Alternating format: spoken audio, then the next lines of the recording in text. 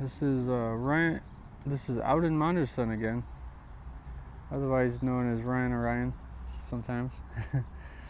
Alright, so in this video I want to talk about Arendil.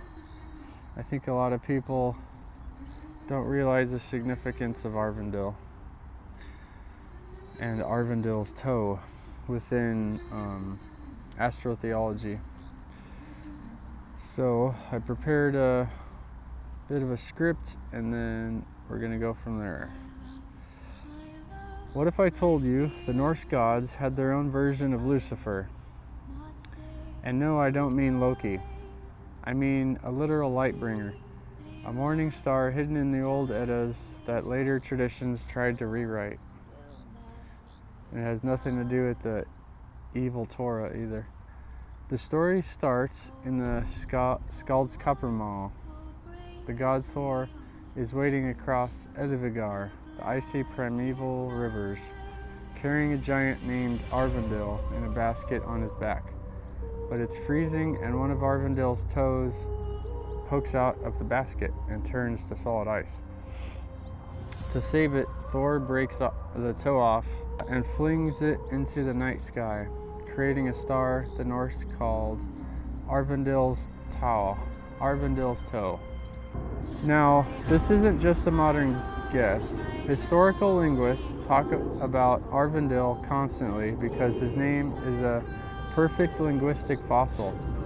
By tracking how languages evolve, philologists have reconstructed his original prehistoric name as Alzi-Wandelaz, built from ancient roots meaning dawn and wanderer. Literally, he is the dawn wanderer. We know this because across the entire ancient Germanic world, this name was always tied to astronomy. In the 1500-year-old Gothic text, the word Alzendil was used to translate the Greek word for the morning star. In later Saxon England, the name became Earendil, which Christian scribes used to translate the Roman word Lucifer, which literally just meant the light bringer. Fun fact, J.R.R. Tolkien was an old English scholar who read that exact Anglo-Saxon word, fell in love with it, and used it to create his cosmic star mariner, Arendil. Astronomers usually leave mythology to the history books, but they made a massive exception for this one.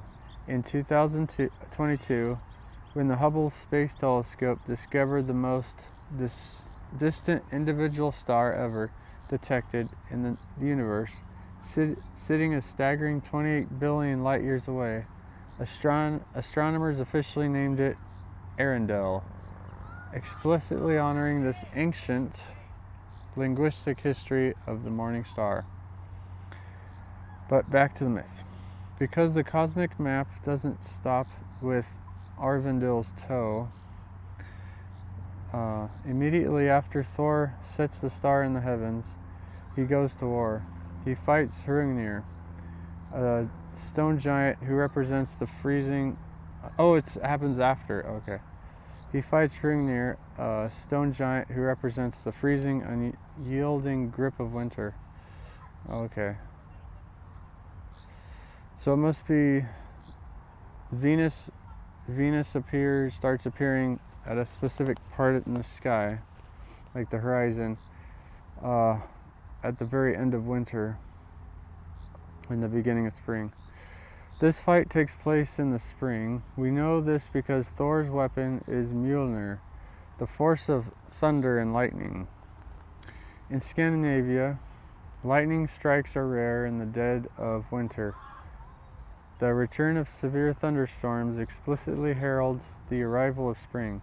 Thor smashing the stone giant is the literal visual of spring lightning shattering the winter ice. Yes.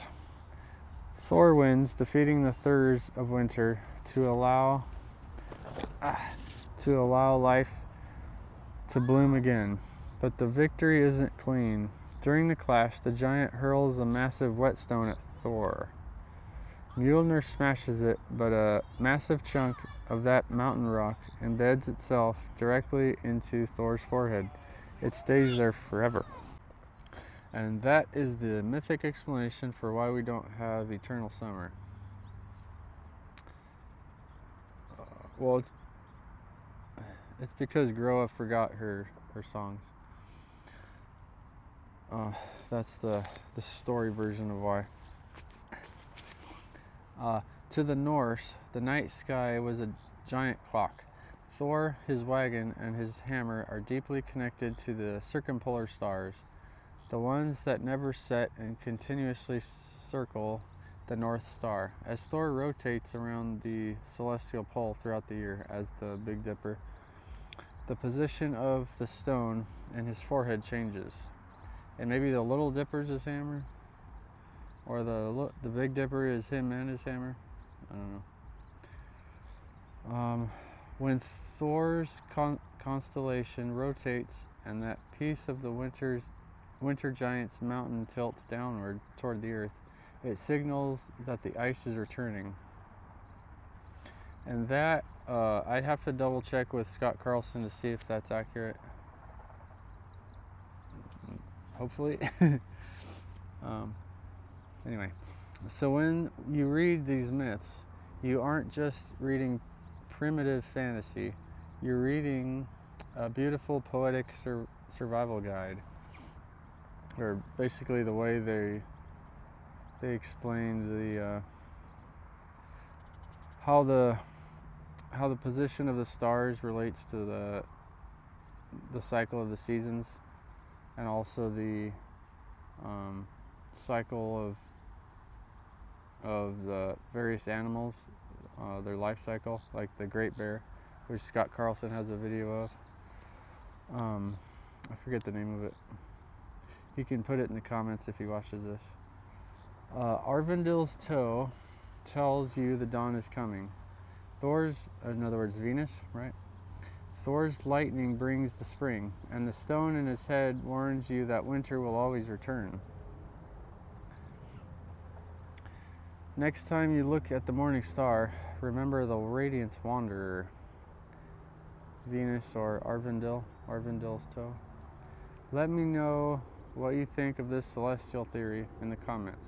And I wonder if originally there was no toe. I just thought of this. The whole toe being thrown in the sky. Maybe that's because they forgot Thor's hammer is also in the sky.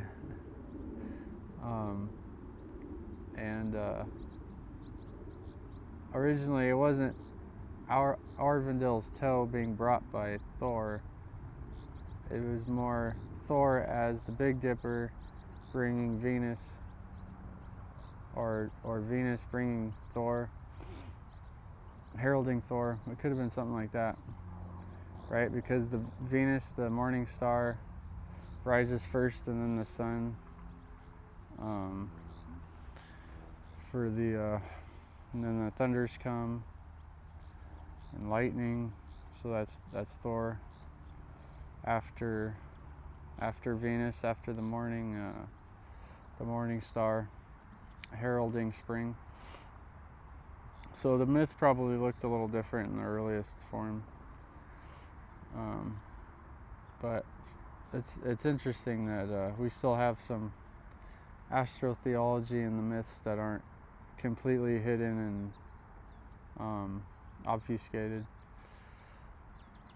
So anyways,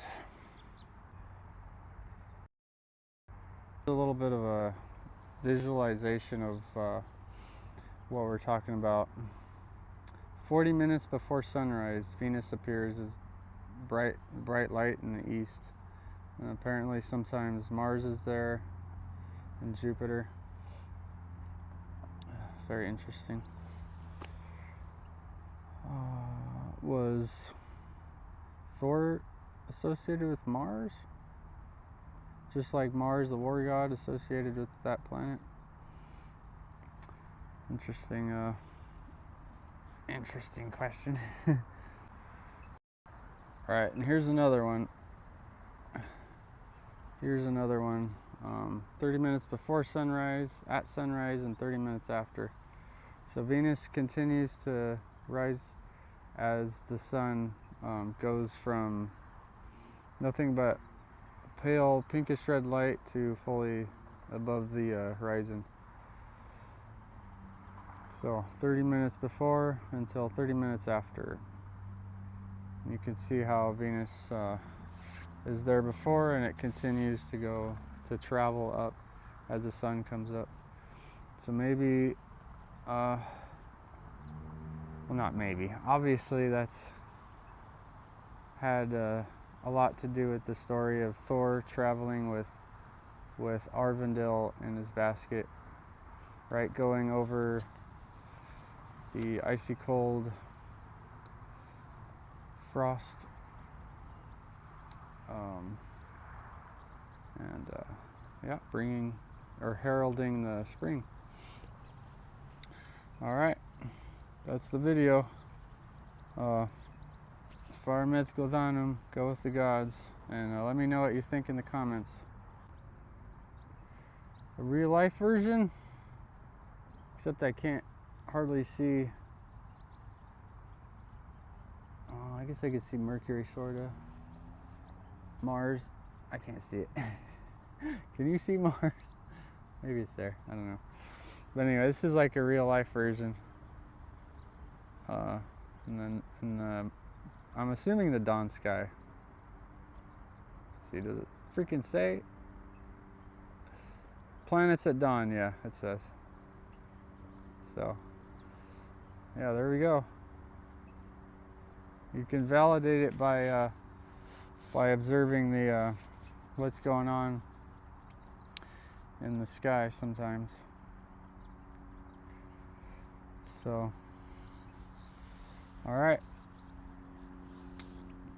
Let me know what you think.